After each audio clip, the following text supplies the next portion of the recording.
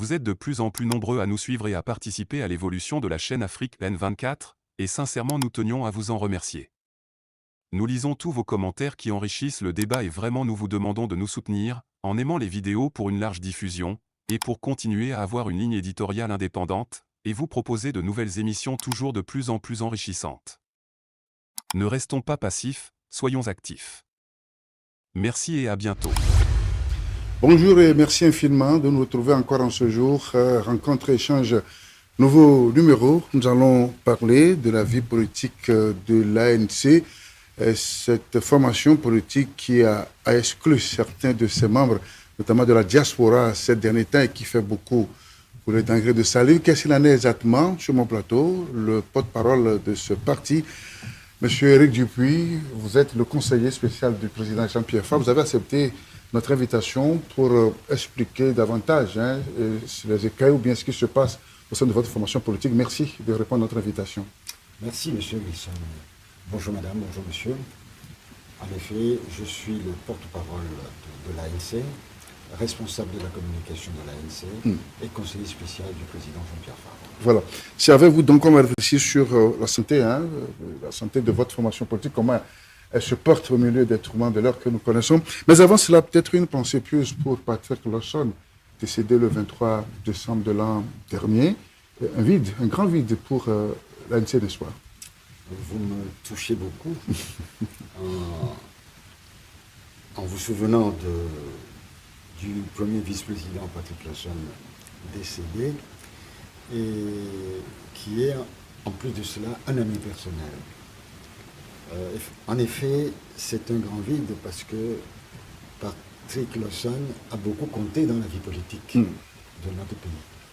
Pas seulement dans l'ANC, dans tout le Togo. Patrick Lawson a été un grand homme, un grand politicien qui a consacré toute sa vie.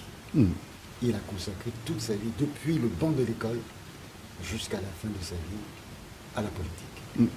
Et il a reçu des coups. Il a reçu beaucoup de blessures, mais il est resté fidèle à sa conviction, déterminé pour un seul objectif qui s'est fixé, donner à ce peuple l'alternance politique. Malheureusement, il n'a pas eu la chance de connaître cette alternance-là. Un compagnon qui a été de toute la lutte, de tout le combat, aux côtés du président. Même avant la création de l'ANC, ils étaient ensemble dans le parti dont... L'UFC originel. L'UFC, disons-le. Donc ils ont été ensemble, ils ont lutté, ils se connaissent depuis très très longtemps. Je vous dis depuis pratiquement les bancs de l'université. Donc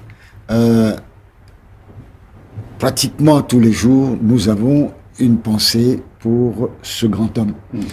Et un homme qui a toujours été à cheval sur les principes et sur le respect de la ligne politique du parti. Il a été toujours très ferme sur le respect de la ligne politique du parti. On le décrit comme un homme tempéré, modéré dans ses propos, mais ferme dans ses convictions. Tout à fait, c'est tout à fait Patrick. Il donne l'impression d'être modéré, puisque c'est un homme qui est toujours à l'écoute des autres, mais il reste toujours ferme sur son objectif et sur l'idée qu'il a de l'avenir du Togo, l'idée qu'il a de la bonne gouvernance de notre pays. Ce n'est pas parce que Patrick donnait l'impression d'avoir des relations dans tous les partis politiques, ou presque, ce qui n'est pas interdit. Ce qui n'est pas interdit, mais c'est parce que c'est un homme qui est toujours à l'écoute des autres. Même s'il ne vous connaît pas et que vous voulez lui parler, Patrick Lawson était ouvert à vous écouter, prompt à vous écouter, mais il essaiera de toutes ses forces de vous expliquer sa position et de vous exprimer ses convictions profondes.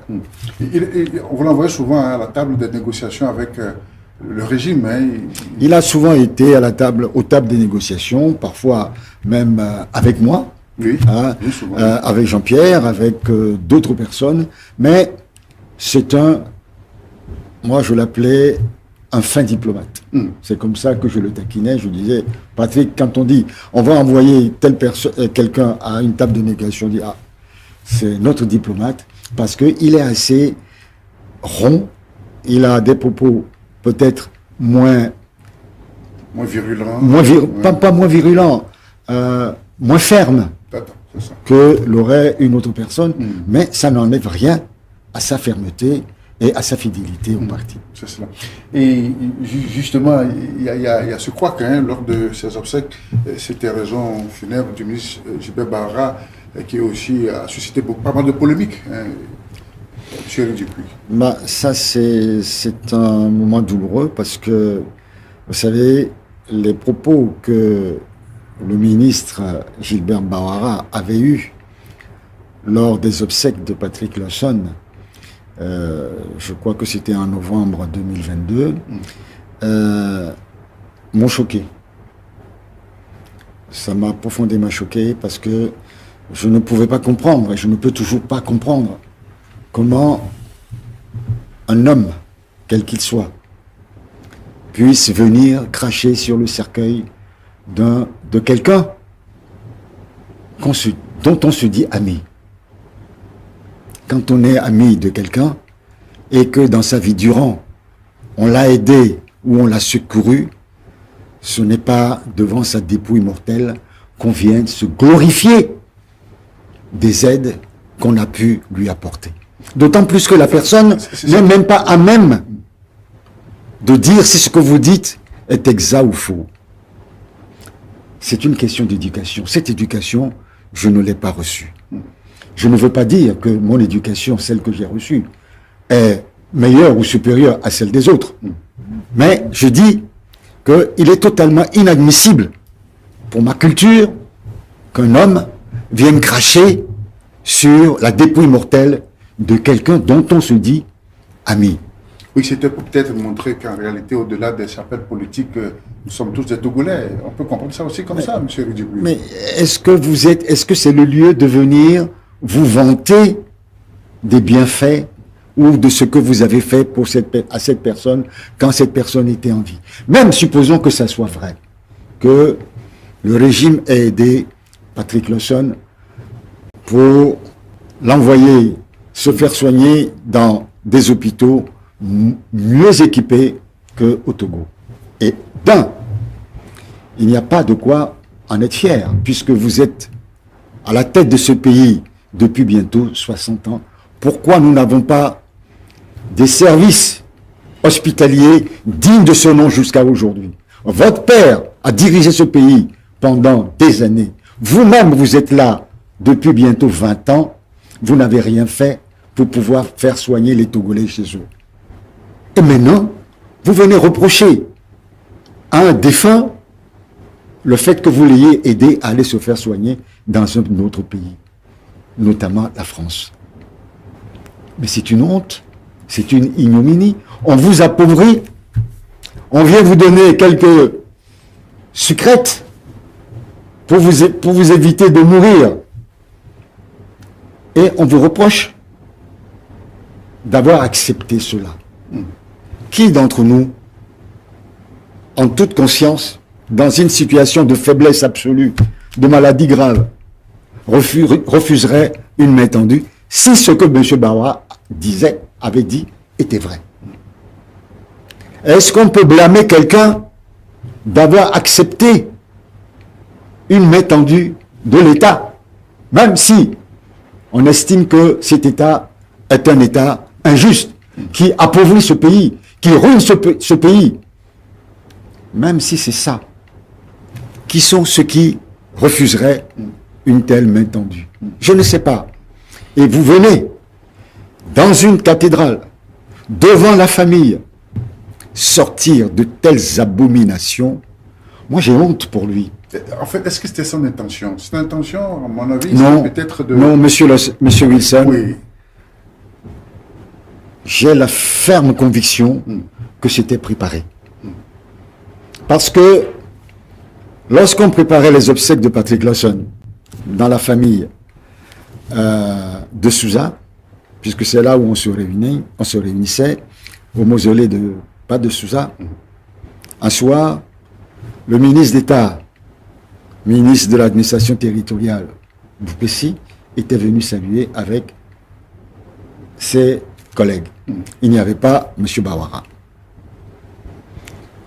Quand ils ont fini de saluer, nous avons demandé à Francis Pedro d'approcher M. Boupessi pour savoir s'ils avaient l'intention de délivrer un message à l'Église. C'est ça. Il nous a répondu qu'il n'en savait rien.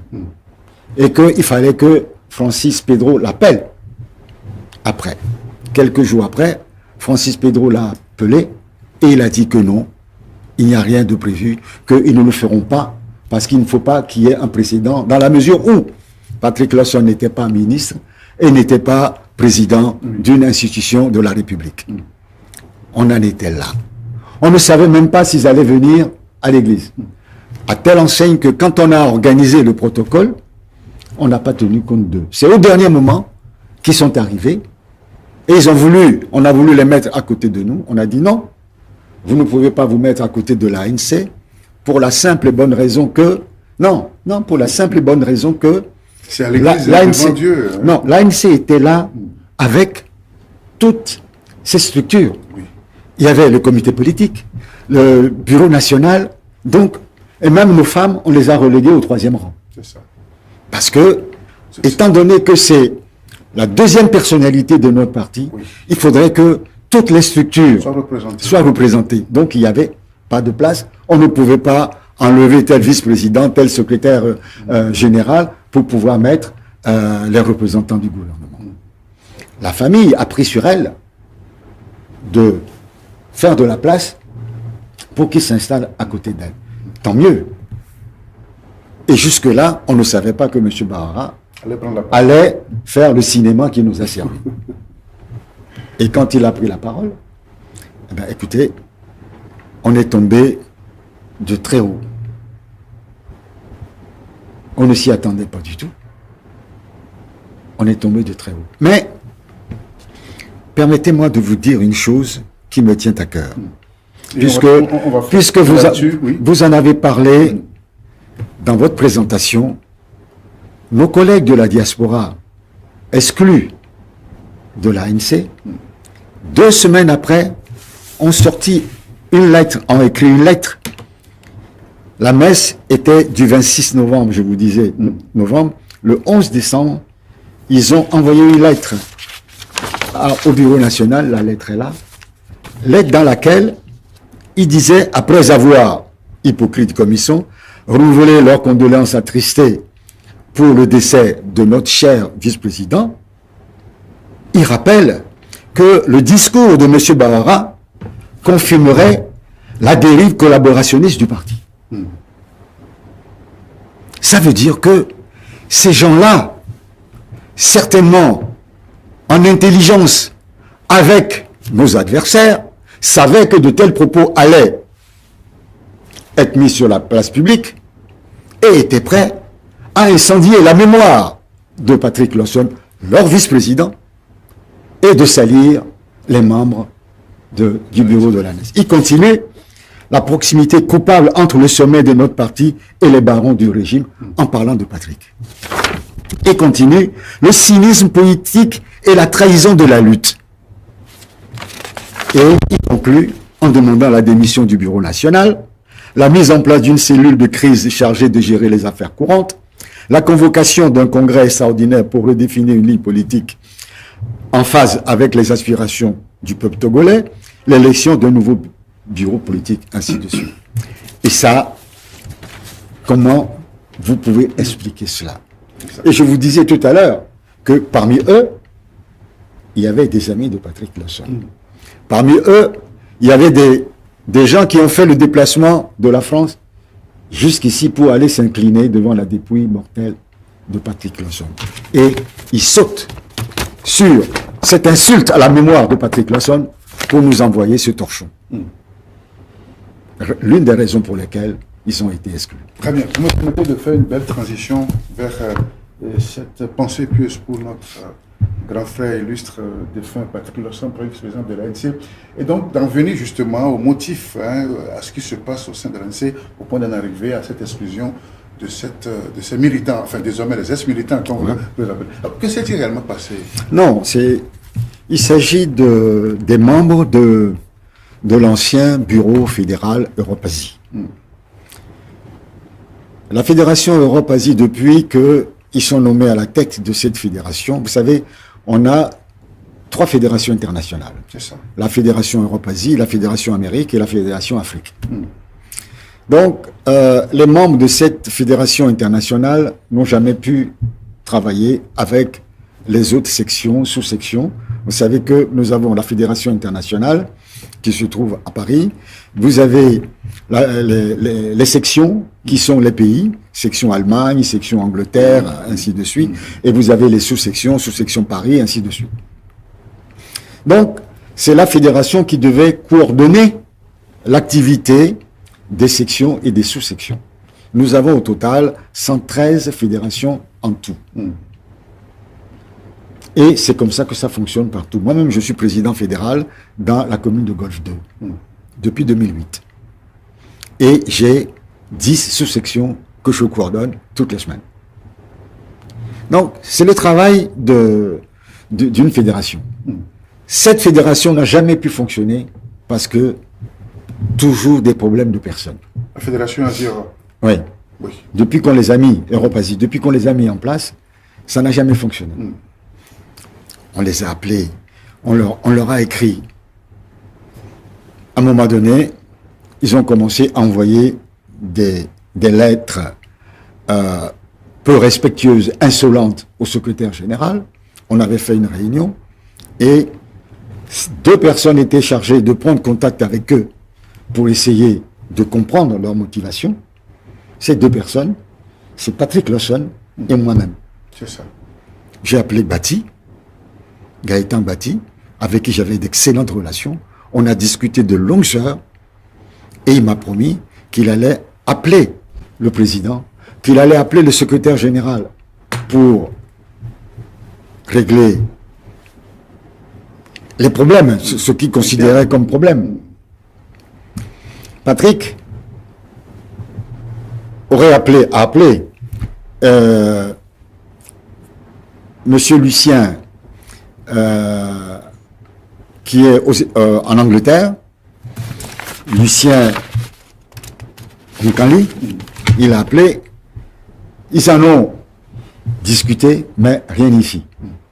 Quelque temps après, d'autres lettres arrivent, ainsi de suite, jusqu'à un moment donné, on en a eu assez.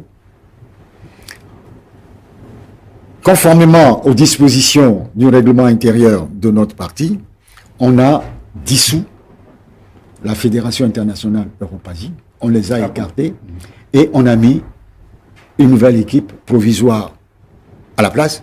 Cette équipe provisoire devait préparer des élections pour renouveler définitivement. C'est la règle dans toutes nos fédérations.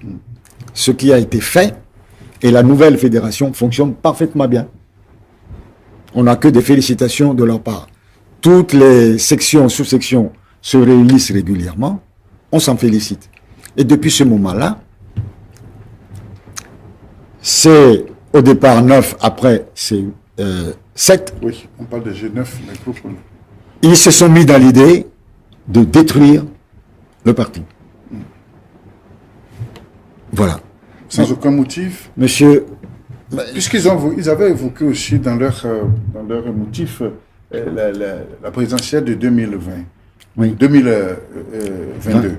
Oui, 2020. Il était question pour eux, avec le score que l'ANC a enregistré sur le terrain lors de ce scrutin, il fallait donc revoir les instances du parti, enfin revoir la vie. De quel droit? C'est ça. De quel droit? C'est des militants qui ont leur mot aussi dans la vie du parti.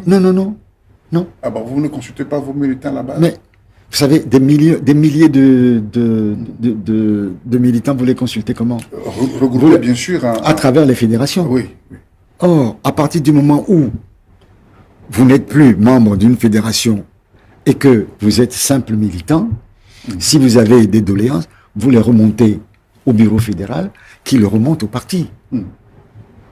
Et puis, vous n'avez aucune autorité à demander la convocation d'un congrès. Est-ce que qui sont ceux qui de courrier au bureau national bien sûr au président de prendre la parole pour peut-être expliquer? C'est faux. C'est faux. Ils ont écrit plusieurs lettres pour insulter. Moi, je les ai. Pour insulter, pour dénigrer, c'est tout. Dans ce que vous dites, suite à la présidentielle de 2020, qu'est-ce qu'ils voulaient exactement? Que l'ANC soutienne Aguilhem et Kodio. Ce n'est pas la décision du parti. C'est ce qu'ils ont exprimé dans leur courrier qu'ils vous ont adressé? Plusieurs fois. Mais ils l'ont pas exprimé clairement comme ça. Mais on voit leurs attitudes, on voit leur comportement. Monsieur Blocon est venu ici à Lomé à rencontrer le président. Oui. Et lui a dit certaines choses. Ce n'est pas comme ça qu'on agit dans un parti politique. Monsieur Bati Gaëtan est membre du bureau national. Il était secrétaire national chargé de la diaspora. Il aurait pu, en tant que tel, envoyer une lettre au bureau national ou se déplacer, venir au bureau national, en parler. Au lieu d'écrire au bureau national, et même avant que la lettre ne parvienne au bureau national, soit sur les réseaux sociaux, publiée par nos adversaires. Nos adversaires étaient informés sur le contenu de leurs lettres avant que les lettres parviennent au bureau national. Comment vous le savez? Mais je suis aussi sur les réseaux sociaux. Je sais qui envoie quoi. Même si vous mettez transféré, on peut savoir l'origine du message. Ce n'est pas parce que vous mettez transféré qu'on ne peut pas remonter. On peut remonter. D'autant plus que 2-3 jours après, on reçoit la même lettre signée par eux. Non, il faut être sérieux. Vous savez, quand vous êtes dans un parti politique et que vous estimez que la ligne politique du parti ne vous convient plus, vous démissionnez. Vous ne cherchez pas à détruire le parti. Ça n'a pas de sens. Mais ce qu'ils avaient demandé, ou bien ce qu'ils vous demandaient, n'était pas aussi très contraire à la norme. Parce que, bon, à en croire leur message, leur courrier plusieurs fois envoyé au bureau national, c'est de revoir, n'est-ce pas, la structure du parti, sa vie interne. Mais comment? Oui. C'est-à-dire que ça ne se décide pas comme ça. Comment ça se passe d'après vos tests en réalité? Mais quand vous voulez, les réformes se font à partir des propositions. Quand on a fait la dernière convocation, ce n'est pas le Conseil national, ce n'était pas le Congrès, le Conseil national, parce que en cas d'absence, quand il y a absence de Congrès, il y a le Conseil national. Lors du Conseil national, on a demandé à toutes les fédérations d'envoyer leurs propositions. Ils ont envoyé leurs propositions et ils ont envoyé une délégation. Rien n'a été dit en ce moment-là. C'est en ce lieu qu'on en débat. On ne se met pas à 2, à 3 pour écrire, pour dire « Ah, il faut changer la tête de telle personne, il faut renvoyer Fabre, il faut faire... » Non, ça ne se fait pas. C'est une immaturité politique. Et ça, c'est la première chose. La deuxième chose, l'article 6 de notre parti,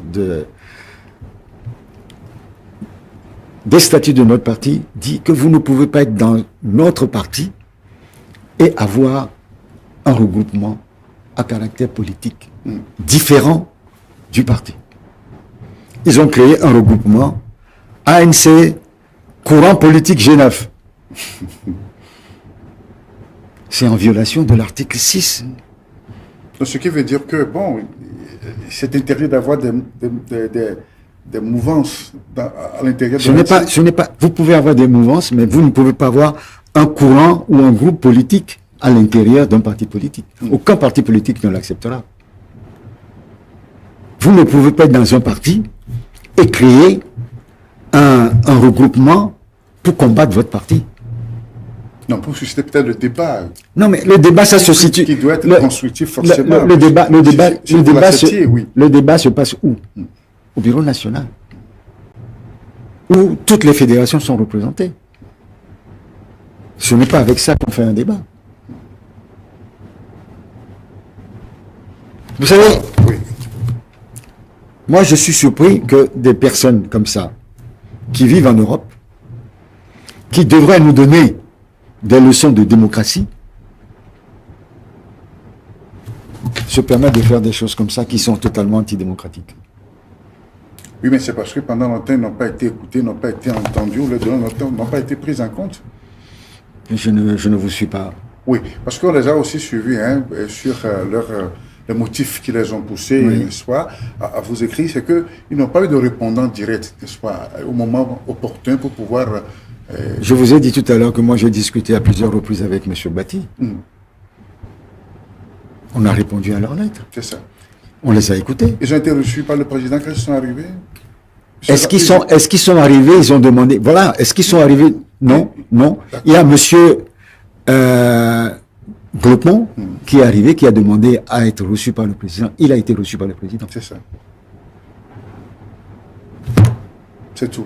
Mais alors, pourquoi aller raconter des histoires? Et Groupement est allé chez Patrick, d'ailleurs, quand il est arrivé, avant le décès de Patrick, il est allé chez Patrick. Il n'est pas venu chez moi. Il était venu peut-être, je crois que c'était pour l'obsèque ou le je sais pas quoi de son père. Il a fait des cérémonies. Il a invité des gens de l'ANC. Il en a profité pour aller voir le président. Donc vous avez tenté de les faire raisonner, de leur rappeler, de leur faire entendre raison, et ça n'a pas marché au point que c'est si grave qu'il faut les exclure? Bah, si quelqu'un viole les règles du parti, je pense que la seule chose à faire, c'est de les exclure. Il y a d'autres partis qui excluent, pour moins que ça, et ça ne fait pas autant de bruit. C'est tout simplement parce que on veut détruire l'ANC, qu'on met toujours en épingle tout ce que l'ANC fait. Même si vous venez, vous giflez Jean-Pierre Fabre demain, qui est le président de l'ANC, si vous rend la gifle, on va dire qu'il ne devrait pas, parce qu'il est président, il ne devrait pas vous rendre la gifle. Oui, le président. Eh mais oui.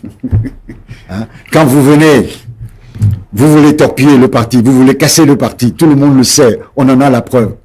Mais il faut laisser tomber, parce que vous êtes ANC, vous n'êtes pas les autres partis. Et puis Tout dernièrement, oui. Ce n'est pas un parti, c'est un regroupement de partis. Il suffit qu'il y ait un seul qui se disait ambassadeur ou ministre, je ne me rappelle plus, et dit, nous, il faudrait qu'on soit présent aux prochaines élections. Le lendemain, il a été radié. Ce n'est pas un parti, c'est un regroupement. Et personne n'en a fait autant de fromage que l'exclusion de cette personne dans un parti qui compte plus de 113 fédérations. Donc ce n'est nullement une perte pour l'ANC dans la diaspora. Non, je vous dis... Vous ne vous êtes pas privé de cette branche aussi importante. Mais tout le monde est important dans un parti politique. Personne n'est plus important que l'autre. Oui, avec le... Patrick Lawson est parti, il est décédé.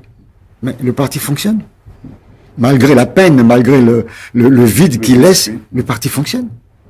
Nul n'est irremplaçable dans un parti politique. Même moi qui vous parle aujourd'hui, si demain on décide de m'exclure parce que j'ai commis, mais je partirai. Mais moi je suis peut-être plus malin, je partirai avant qu'on ne m'exclue. Parce que j'ai de la fierté. Je n'attendrai pas qu'on m'exclue. Est-ce que ça n'affaiblit pas le parti quelque part, sa notoriété sur le terrain? Vous savez, oui. Quand on a décidé de les exclure, le Bureau national s'était réuni. Vous savez, c'est à plusieurs niveaux. C'est l'instance, c'est ça, souveraine? C'est à plusieurs niveaux. D'abord, le président prend ses orientations, consulte le comité politique, et après consultation du comité politique, apporte la décision au Bureau national qui statue et qui procède au vote. Monsieur Wilson, il n'y a pas une seule voix dissonante. Il n'y a pas une seule abstention. Tout le monde s'est Le entendu. Bureau national a voté à 100%, je dis bien à 100%, pour leur exclusion. Donc, je ne vois pas. Or, le bureau national représente l'entièreté du parti, aussi bien, il y a toutes les régions qui sont présentes dans le bureau national et les représentants des fédérations, ce qu'on appelle les coordinateurs, sont présents. Et même les responsables de sa région d'origine, de Tchaoudja, étaient là dans la salle. Personne n'a voté contre. C'est ça. Est-ce qu'ils ont réagi après Non, excusez-moi, je parle d'autre chose là. Oui. En parlant de Tchaoudja, je parle du second sujet qu'on va aborder. Je vais parler de M. Ouro Akpo-Tchaniaro. Non, donc, il n'y a eu aucun problème. Hein? Quelle que soit la personne dans un parti politique qui commet une faute grave ou qui empêche volontairement le parti d'avancer, qui soit exclu, ne change rien. C'est ça. Ne change rien. C'est ça. Venons justement au deuxième cas, le cas de Ouro Akpo, voilà, j'ai mélangé mes pinceaux tout à l'heure, parce que je pensais aussi à lui, puisque la procédure a été identique. Lui, il n'est pas exclu, il a été suspendu. Monsieur Ouro Akpo, qui est secrétaire général adjoint, je dois vous dire que l'ANC a plusieurs secrétaires généraux adjoints. Le secrétaire général adjoint, monsieur Ouro Akpo, un jour, on reçoit une audio sur les réseaux sociaux où M. Ouro Akpo insulte proprement les dirigeants du parti et les traite d'une bande de crapules. Vous savez ce que crapule veut dire? C'est assez fort. Crapule, ça veut dire voyou, escroc, oui, bandit. C'est assez fort. Et à qui il disait ça? Il disait ça à un de ses amis qui n'a cesse d'insulter Jean-Pierre Fabre à longueur de journée. Il vit en Allemagne. Il s'appellerait Camus Sali.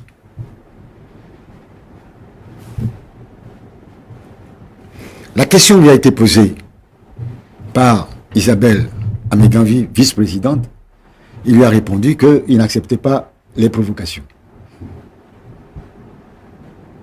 Puis, immédiatement, il écrit, il dit, mais pourquoi il a fait ça? Pour moi, c'est une trahison. En parlant de celui qui a publié ce message. Donc, c'est une reconnaissance tacite de ses propos. Comment voulez-vous, suite à cela, pouvoir garder à son poste de secrétaire général quelqu'un qui traite de crapule, une bande de crapules et d'arrogants, ses collègues et collaborateurs? Et pour quelle raison il a fait? Je n'en sais rien. Moi, j'ai écouté l'audio, je n'en sais rien. Ça veut dire qu'il y a du rififi au sein du parti. Si Peut-être qu'on va voir la suite tout à l'heure. Puis, quelques jours après, on a eu une autre audio où il s'en prend au secrétaire national chargé des relations avec la presse, en la personne de Francis Pedro Amouzou, qui l'a bien insulté. Dans quel but? Je n'en sais rien. On ne l'a pas exclu, on l'a suspendu pour prendre le temps de voir, de connaître les raisons de cette attitude. C'est ça. Puis, nous apprenons qu'il a créé un mouvement politique, qu'il a déposé les dossiers auprès du ministère de l'administration territoriale depuis novembre 2022. Or, nous disons que vous ne pouvez pas être dans le parti et créer un autre mouvement politique. Et d'ailleurs, la charte des partis politiques interdit à tout citoyen d'appartenir à deux partis politiques différents. Oui, en le faisant, c'est qu'il sort... En le faisant, ça veut dire que... il fait une conférence de presse il signe qu'il est président. Donc, à partir de ce moment-là, il a décidé librement de s'en aller. Est-ce qu'on va reprocher à l'ANC de l'avoir suspendu? Non. Est-ce que vous l'avez quand même écouté au sein du parti, au sein du bureau national? Le bureau national, le comité politique l'avait convié, il n'est pas venu.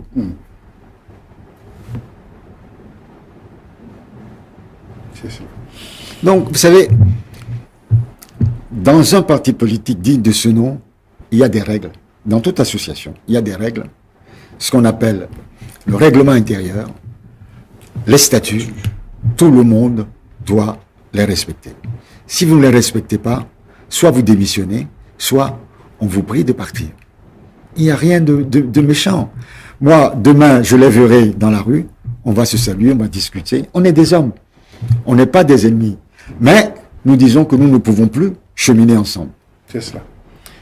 Rencontre et échange nouveau numéro. Nous parlons de la vie interne du parti politique ANC suite à ces événements que nous avons tous appris, à savoir l'exclusion de certains membres du parti, notamment de la diaspora, de cette suspension du secrétaire Oruako. Donc, c'est avec Éric Dupuis, le conseiller politique, le conseiller spécial du président, le porte-parole du parti. C'est avec lui que nous faisons des échanges ici. On va peut-être aborder d'autres volets de discussion. Et finalement, l'ANC, comment se porte-t-il aujourd'hui? L'ANC se porte magnifiquement bien, vous savez. Malgré ses ennuis internes? Non, ce sont des épiphénomènes, ce ne sont pas des ennuis internes.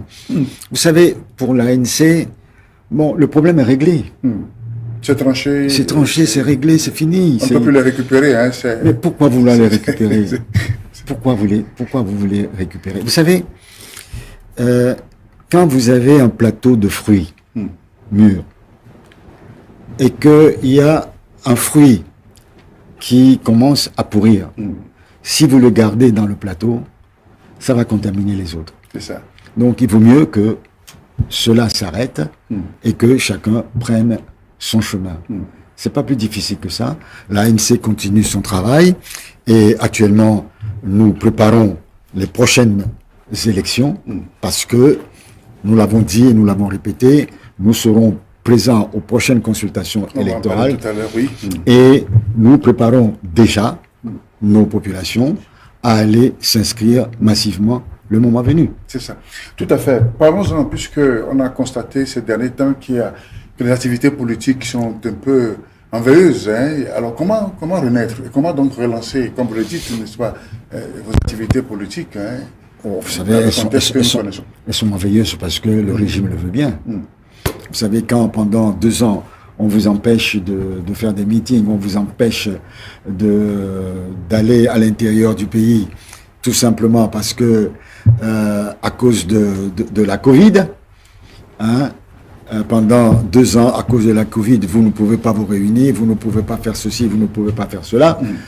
Et maintenant que la Covid s'est estompée un peu, maintenant c'est l'insécurité au nord du pays qui fait que on ne peut pas. Mais pendant ce temps-là, le régime fait sa pré-campagne. Monsieur Fonia Sibé sillonne le pays du nord au sud. Vous le voyez aujourd'hui à tel endroit, le lendemain, en veste comme moi, vous savez, veste ouverte, sans cravate, en train de serrer la main aux gens, toucher la tête aux enfants, ce qu'il n'a jamais fait depuis qu'il était président de la République. Depuis qu'il est président de la République. Tout d'un seul coup, 2023, un nouvel homme. Il a compris que il faut être proche du peuple. Et vous croyez que c'est innocent? Non, c'est pas innocent. Monsieur Fonia Sibé est en campagne. Est en campagne pour les législatives, pour son parti, est en campagne pour la présidentielle de 2025. Mais pendant ce temps-là, on muselle l'opposition pour qu'elle ne puisse pas faire campagne. Donc vous ne faites rien en coulisses avec à la base vos bien sûr, de base. Nous avons arrivé à tout ressurgir à tout moment lorsque la situation sera décantée. Non, nous ne dormons pas.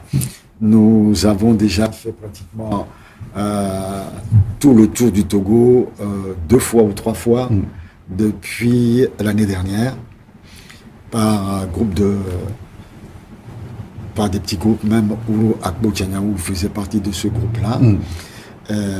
C'est dirigé par le secrétariat général et ce groupe passe régulièrement dans les fédérations pour voir comment travaillent les fédérations, les informer, et donc bientôt encore il y a une nouvelle délégation qui va partir dans la région centrale.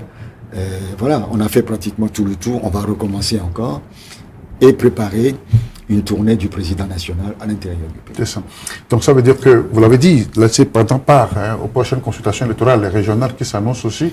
On ne sait même pas. Vous savez, aujourd'hui, on est à la veille, d'après les informations qui nous parviennent, d'après les déclarations du ministre de l'administration territoriale, le recensement se ferait d'ici fin avril. Mais on est mi-mars, nous n'avons pas encore le chronogramme. C'est-à-dire que pour pouvoir aller à des élections, il faut que les partis politiques aient le chronogramme pour savoir en telle période, qu'est-ce qu'il y a en telle période, comment préparer les élections. Il y a cette réunion permanente, n'est-ce pas, du cadre de discussion là. Le CPC. Le CPC, oui. Bon, pour moi, c'est de l'enfumage. Hein, vous êtes partie prenante, non? Bien sûr, c'est de l'enfumage parce que le chef de l'État avait dit en fin d'année, lors de son allocution de Nouvel An, que cette année, les élections seront transparentes et seront organisées de manière consensuelle à travers le CPC. Mais jusqu'à présent, on n'a rien obtenu dans les discussions du CPC.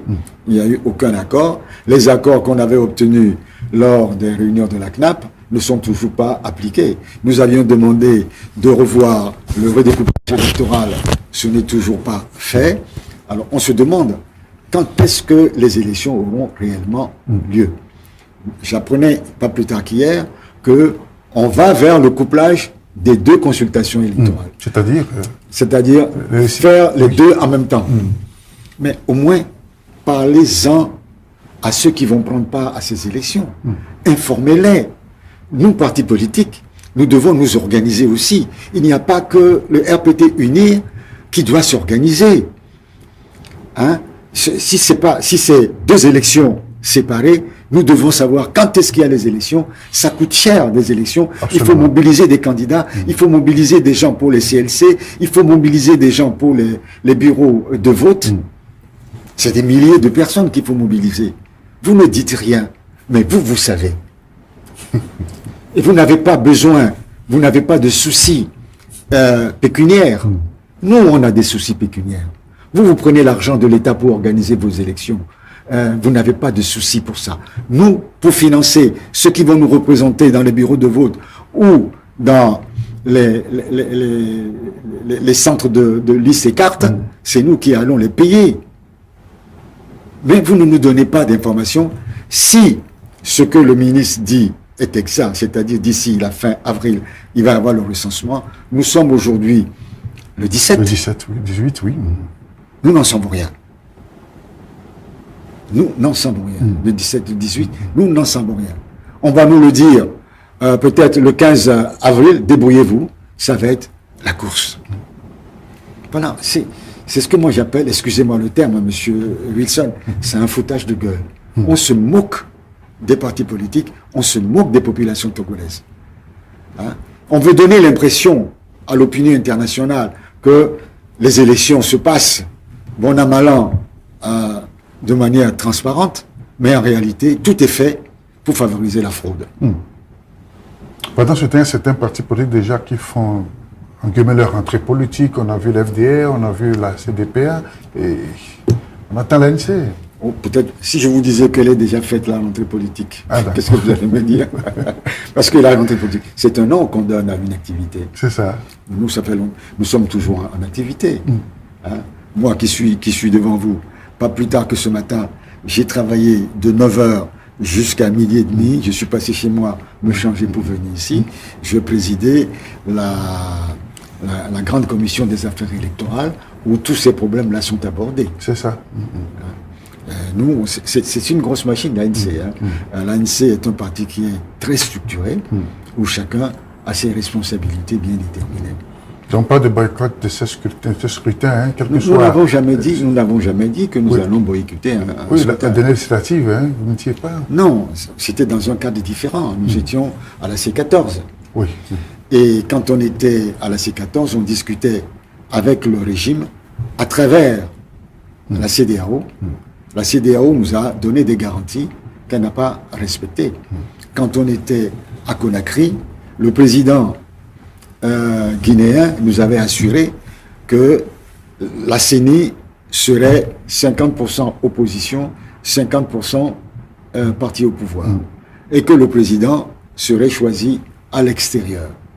On arrive à Lomé, lors de la dernière réunion, le régime dit non, qu'on n'a qu'à aller prêter serment et rejoindre l'équipe qui est au travail et qui a déjà tout bouclé.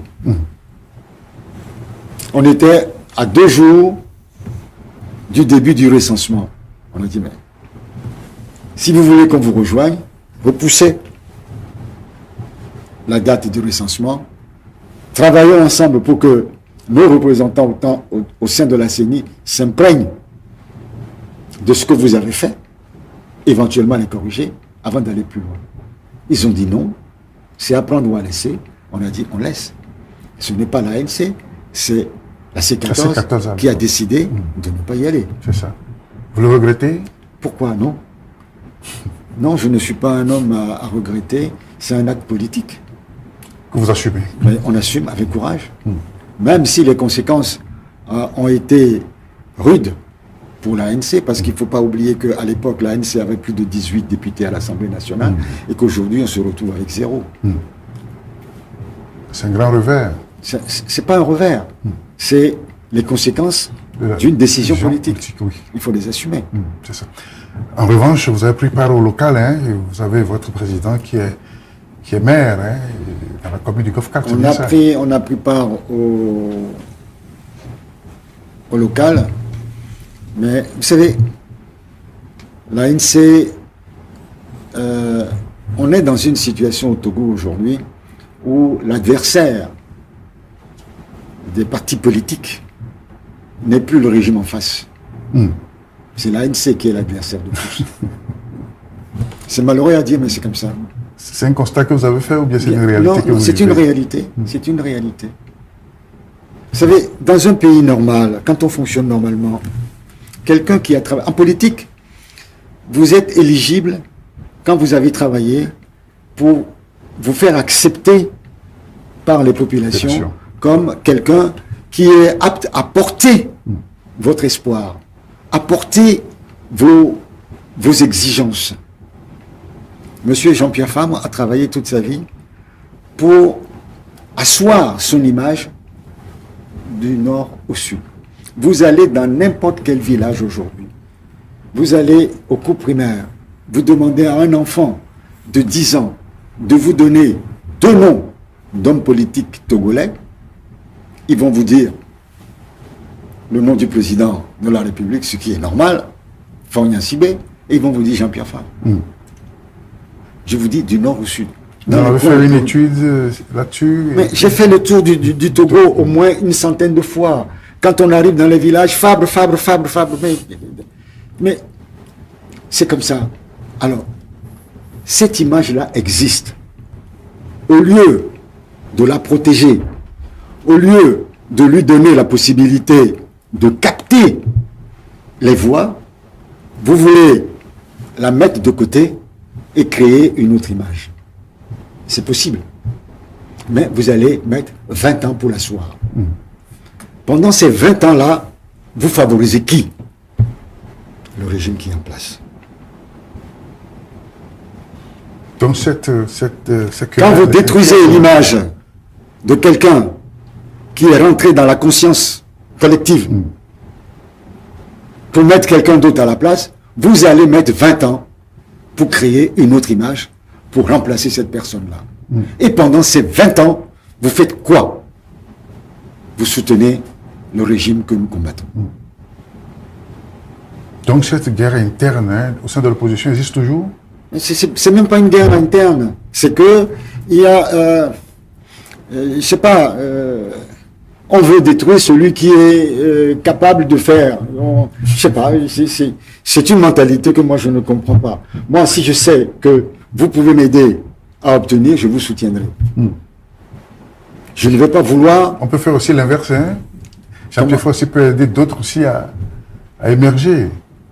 Mais je vous dis que pour pouvoir atteindre ce niveau de reconnaissance, il faut des années.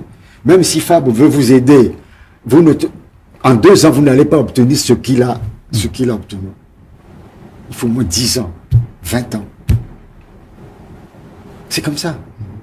Donc, moi, je suis son conseiller spécial. J'ai fait plein de voyages avec lui.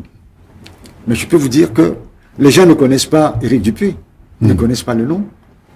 Ils connaissent Fabre. Patrick Lassonne a fait plein de tous les voyages avec Jean-Pierre Fabre. Ils ont failli même se faire lyncher, incendier à maintes reprises. Mais personne ne disait Patrick Lassonne. On ne sait même pas qui c'est. Mais Fabre, on savait qui c'était.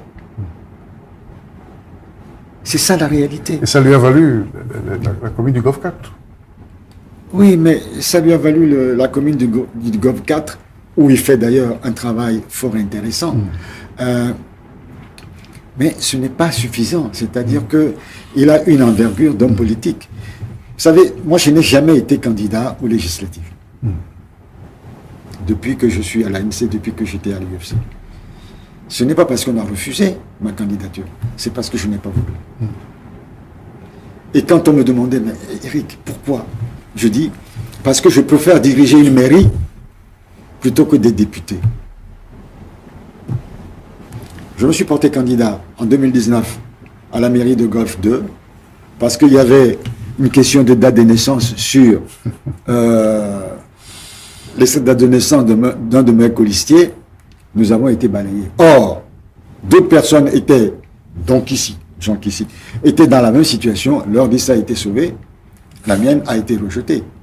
C'est tout simplement parce que le régime ne voulait pas voir Golfe 1, ANC, Golfe 2, ANC, Golfe 4, ANC, Golfe 5, ANC, Golfe 6, ANC. C'est pour ça que j'ai été sacrifié.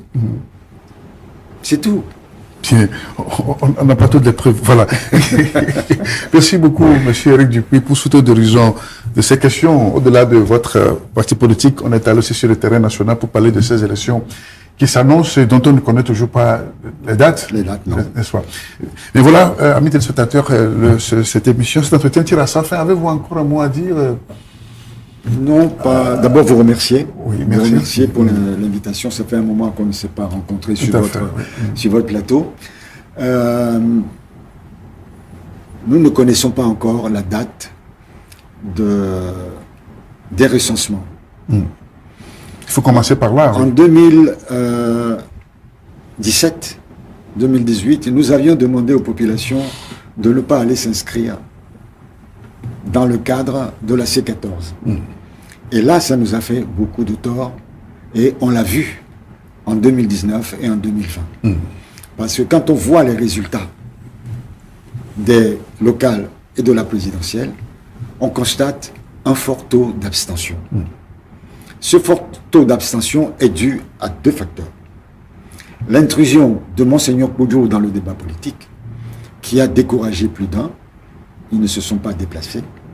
Et le plus gros de ceux qui ne se sont pas déplacés, c'est parce qu'ils n'ont pas pu se faire enrôler.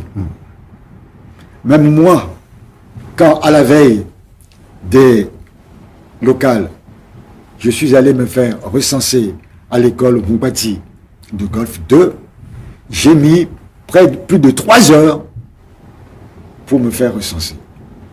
Alors si vous mettez 3 heures pour recenser un individu et que dans ce centre de recensement, il n'y a que 4 machines, vous voyez combien de personnes sont enrôlées dans une journée. Pour cette raison, je demande dès à présent à toutes nos mamans, à toutes nos sœurs, à tous nos frères, que dès que les bureaux de recensement seront ouverts, il faudrait y aller rapidement pour aller se faire inscrire. À ce propos, Golf 4 organise, je crois que c'est la partie d'hier, organise au collège, au bas-fond du collège Saint-Joseph, des séances foraines pour établir aux Togolaises et aux Togolais qui le souhaitent leur extrait date de naissance ainsi que des cartes d'identité. Voilà une initiative fort louable de la part de Jean-Pierre Fabre, maire de Golf 4. Merci, M. Eric Dupuis. C'est moi qui vous remercie. Merci d'être passé sur notre plateau dans cet entretien exclusif pour parler encore une fois aux Togolais. Merci de votre disponibilité. C'est moi qui vous remercie. Voilà. Vous êtes de plus en plus nombreux à nous suivre sur Afrique N24 et vraiment nous tenions à vous en remercier. Nous lisons tous vos commentaires qui enrichissent le débat et vraiment nous vous demandons de nous soutenir pour continuer à avoir cette ligne éditoriale indépendante et vous proposer des émissions toujours de plus en plus enrichissantes. Merci et à bientôt. Likez la vidéo si ce n'est pas déjà fait. Laissez aussi votre point de vue en commentaire. Abonnez-vous et cliquez aussi sur la petite cloche de notification pour ne rien rater de nos prochaines vidéos. N'oubliez pas de partager aussi la vidéo et de la liker.